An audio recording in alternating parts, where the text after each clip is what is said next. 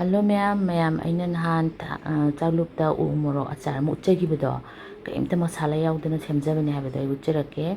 ahamada umorok se fazana sam tingbiro minute kunmuk aduga lokthokpiro aduga fen makhadara nungsadara ising yaudana banghak thokdokpiro kanghanba nate ko adu loiraba matungda ai soibasine aina husband soibide aina kati sapke tawuneba kaigino da jam sagalena ado manasu chadobo ngatane aduga fazana soibiro changi pitak soibiro aduga bottle glass bottle da sterilize tawraba bottle amda hapchanbiro aduga chanam khara su soibiro aduga chanam khara muhap umorok khara muhap tawraga haidi mix tawbiro ado sigi umorok achar se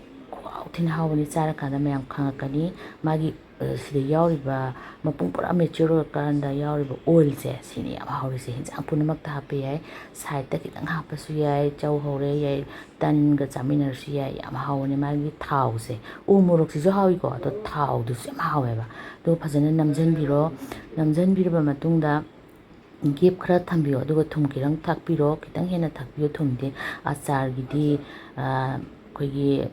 thauga adagi thumga sene preservative oidoinidra aduga asa thause kaimta londabida direct haijanbiro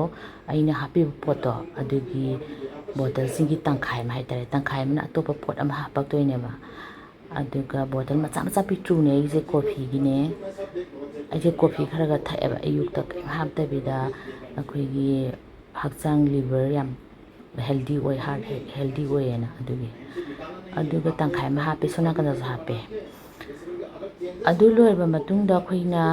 khwai maru oibasida haptoise preservative phasana oidoba hawandoise white vinegar se chauda hapa white vinegar se hapani tangkhai haitare half haitare asa thauna half adagi vinegar half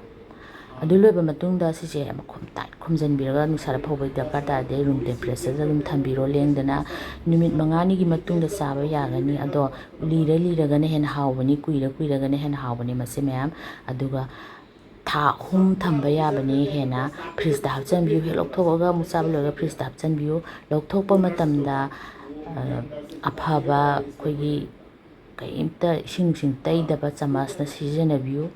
aduga ne masi hawbani ai thaijanaba nate mayam charaga khangani yam laina su semba de masala su yam yaudredana ko adu megi hora su kitang hape digi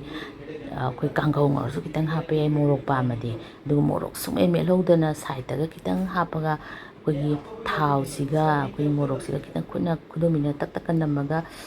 leidaga tak thambado yam hawbani mayam matang se loisalare thank you